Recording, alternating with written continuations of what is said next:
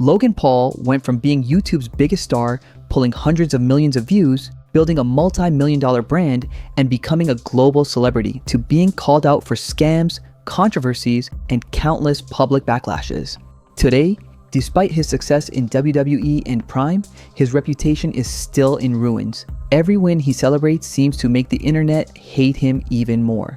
Remember this quote: "You either die a hero or live long enough to become the villain."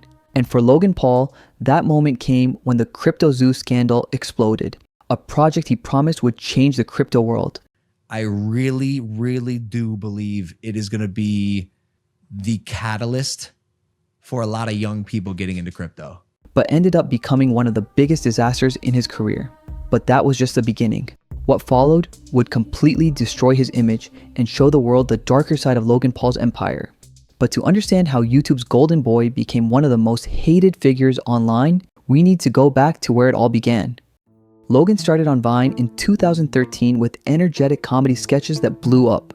When Vine died in 2017, he smoothly transitioned to YouTube and hit 15 million subscribers by year's end. He moved to LA, built a team, starred in YouTube Red shows, launched merchandise lines, and made himself look like the future of content creation. His young audience basically saw him as someone who had cracked the code on turning internet fame into actual success. But then came December 31st, 2017. Logan traveled to Japan and decided to visit Aokigahara, the infamous suicide forest. And he didn't just film there, he actually recorded the body of an apparent suicide victim, including close-up shots while he and his friends reacted with what most people saw as completely inappropriate jokes. The video got 6 million views on its first day before Logan deleted it after massive backlash. His written apology on Twitter was widely criticized as insincere and more about defending himself than acknowledging the harm. YouTube removed him from their premium advertising, temporarily demonetized his channel, and his movie got shelved. The platform even issued a statement saying Logan had shown a pattern of behavior that made his channel unsuitable for advertisers and potentially damaging to the broader creator community. But here's where the pattern started. Logan apologized, uploaded a documentary about suicide prevention, pledged to donate $1 million to suicide prevention organizations, and positioned himself as someone who had learned and grown. And honestly, a lot of his young fans believed him. They gave him a second chance. By the end of 2018, he seemed to have rehabilitated his image. That redemption narrative was powerful and people wanted to believe in it. Then Logan made a brilliant strategic move. He pivoted to boxing. His fights against KSI in 2018 and 2019 drew massive audiences and gave him a new identity beyond controversial YouTuber. Even though he lost, the matches showed he could compete. His exhibition against Floyd Mayweather in June 2021 was a commercial success, despite rumors that Mayweather actually knocked him out but held him up to keep the fight going. Boxing gave Logan credibility, made him seem serious, like someone to be taken seriously beyond social media drama. And this credibility would become crucial cover for what came next.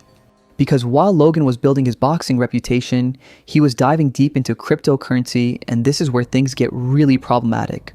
In June 2021, Logan started promoting a meme coin called Dink Doink. He posted enthusiastically about it, calling it the dumbest, most ridiculous coin he'd ever seen, and that's why he was all in. His podcast co-host hyped it too. The token's price spiked when Logan promoted it, but then crashed 96% within 2 weeks. What Logan didn't tell his millions of followers was that he had allegedly helped create the token. The CEO later admitted they brainstormed the name together and that Logan designed the character on his phone. Blockchain analysis showed Logan allegedly received about 120 trillion tokens pre-launch, and wallets connected to him made approximately $100,000 to $120,000 when the price spiked and crashed. But Dink Doink wasn't isolated. In May 2021, Logan promoted another token called Elongate, posting a video saying it made him rich. It's all good. Elongate made me rich. Elongate, baby. Let's go. Elongate token. The price surged over 6,000% after his promotion. Blockchain analysis by Time Magazine and the BBC traced suspicious wallet activity that bought large quantities about an hour before Logan's promotion, then sold after the spike, netting around $120,000 in profit. The pattern was clear. Undisclosed financial interests, promotion to millions of young fans, price spike, suspicious sales, price crash, and regular investors left holding worthless tokens. Then came CryptoZoo, and this is where Logan's reputation really started to collapse. Launched in September 2021, CryptoZoo was pitched as fundamentally different. Logan repeatedly emphasized this wasn't just a coin to trade, it was a really fun game that makes you money. It's a really fun game that makes you money. The concept involved buying NFT eggs using the Zoo token, hatching them into animals, breeding hybrids, and earning passive income based on rarity. Logan claimed he spent over $1 million on development, had multiple artists creating handmade art, and was personally invested both financially and emotionally. The hype was massive. Investors spent $2.5 million on NFT eggs in the first day alone. The Zoo token hit a $2 billion market cap before the game even launched, but when Hatch Day arrived on November 3rd, 2021, disaster struck. The game simply didn't work. The yield system that was supposed to generate passive income was never coded into the smart contracts. People who bought eggs with the Ethereum couldn't even hatch them. They were stuck with worthless digital images. The Zoo token crashed 63% in 24 hours. And then Logan basically went silent. No explanations, no updates, no transparency. Meanwhile, his community manager kept promising Logan would start marketing any day now, creating a disconnect that made investors feel deliberately misled. As CoffeeZilla's investigation later revealed, the problems went far deeper. The lead developer, Eddie Ibanez, turned out to be a complete fraud.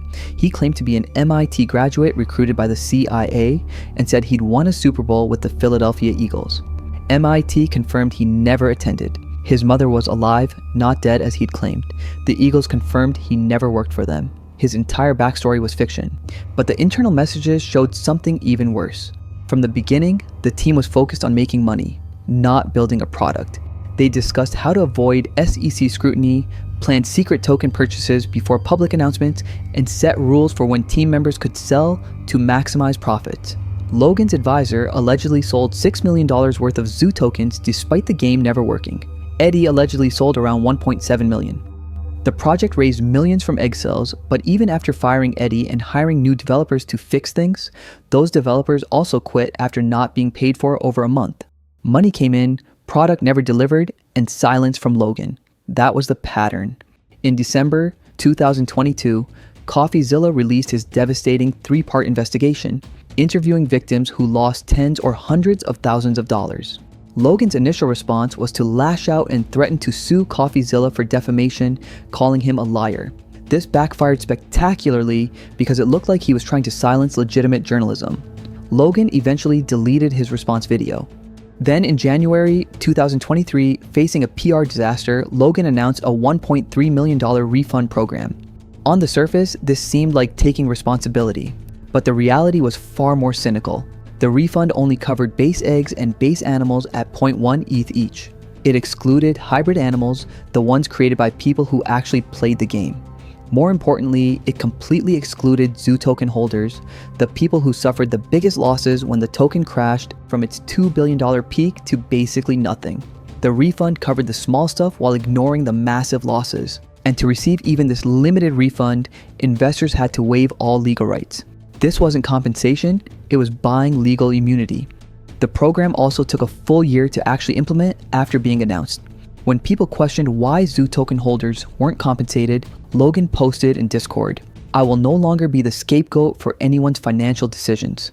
This is breathtaking when you remember that Logan himself created the game concept, promoted it extensively, repeatedly called it a really fun game that makes you money, and specifically marketed the Zoo token as how you'd earn passive income.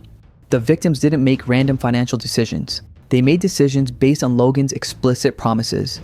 By February 2023, a class action lawsuit was filed, claiming Logan sold a broken game to crypto newbies while insiders manipulated the Zoo token market for profit. Logan blamed his partners, called them con artists, and claimed his promises were just over-the-top marketing hype. Then in June 2024, Logan did something shocking. He filed a defamation lawsuit against CoffeeZilla himself, the journalist whose investigation had prompted his apology and refund program. This is widely seen as a slap suit, designed not to win but to punish critics through expensive legal proceedings.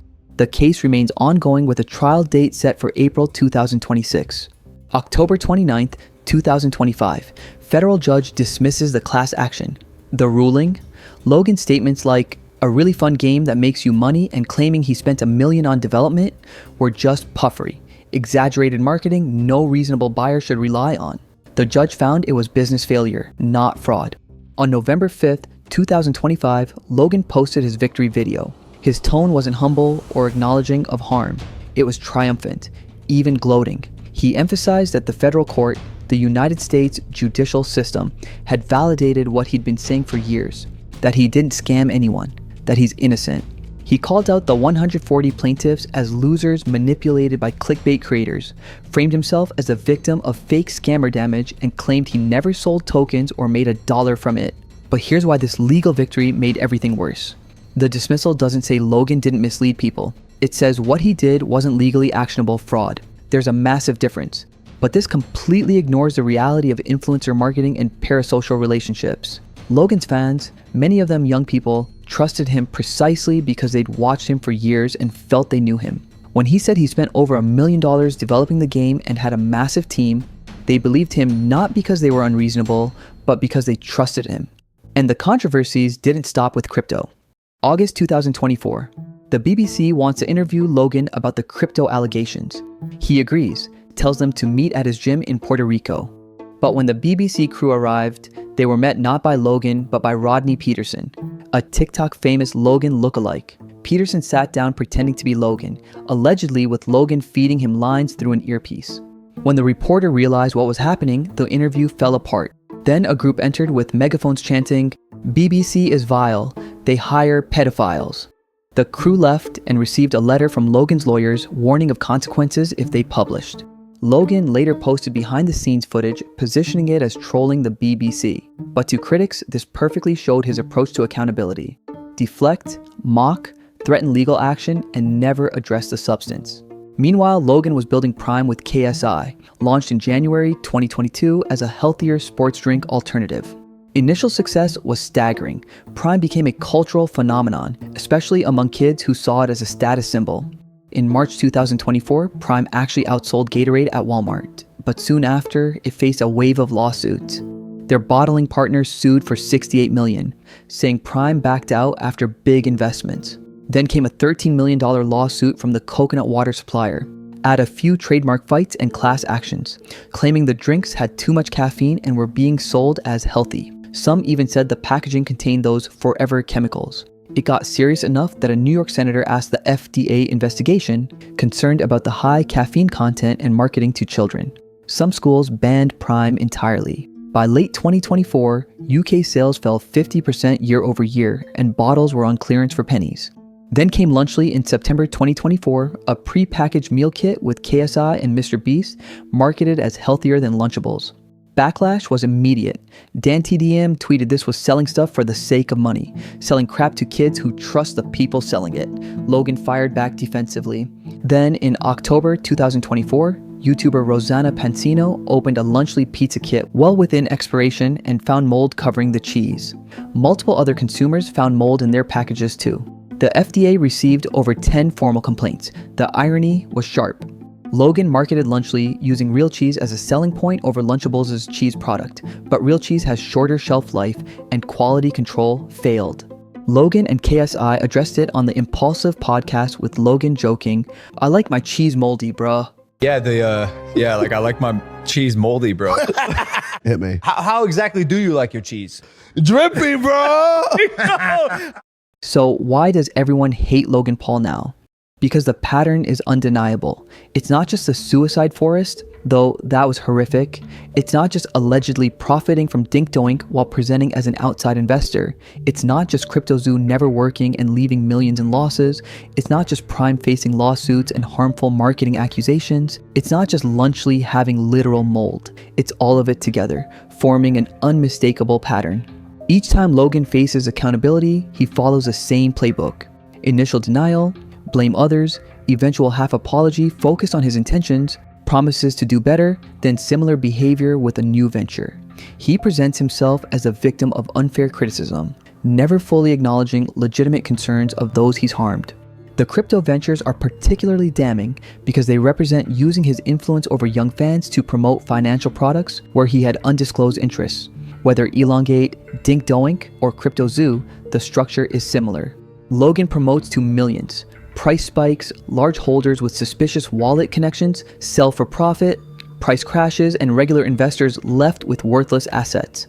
These aren't just business failures. They're textbook pump and dump schemes, the kind that would result in SEC charges in regulated markets. The victims aren't faceless investors. They're Logan's own fans who trusted him because he spent years building parasocial relationships with them. As of November 2025, Logan exists in a strange paradox. He's technically won. The lawsuit was dismissed. He's wealthy. He has WWE, and his ventures continue operating. Yet his reputation has never been worse. His victory hasn't changed public opinion. If anything, it intensified criticism. People see the dismissal not as innocence, but as evidence the legal system is inadequate to address influencer exploitation. The hate isn't just about what Logan did anymore. It's about a system where parasocial relationships can be weaponized for profit, where trust can be exploited without consequence, where "I didn't technically commit fraud" becomes a defense for behavior that ruined thousands financially. Logan's story isn't about redemption or traditional villainy. It's about someone who learned to operate within accountability gaps, using legal technicalities and parasocial dynamics to keep profiting, despite a trail of controversies and damaged fans. His YouTube views have declined significantly. His influence has fundamentally changed. He's no longer aspirational, but a warning. And that's the complete story of why everyone hates Logan Paul now. Make sure to subscribe so you'll be the first to know if Logan ever actually changes. Thanks for watching.